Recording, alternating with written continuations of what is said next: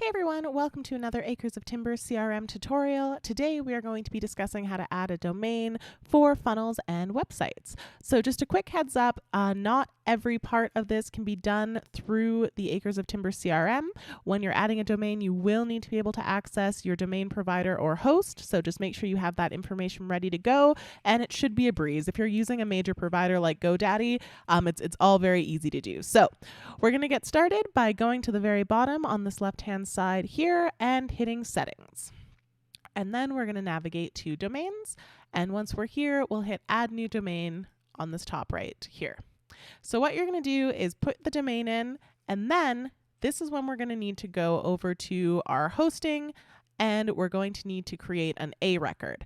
So an A record may already exist that you can just edit that points somewhere that you don't really care about, or you can create a new one. And so if you're creating a new one, the host is going to be the @ symbol, and points to is going to always be this number right here. So this is the IP address that you need to copy and paste into points to or directs to or wherever the end direction of that domain is.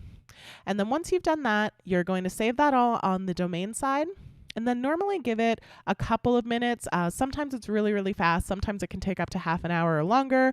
So if it gives you an error right away, just give it a little bit of time. And then eventually when you hit this add button, it should say successful and ask you to choose a campaign.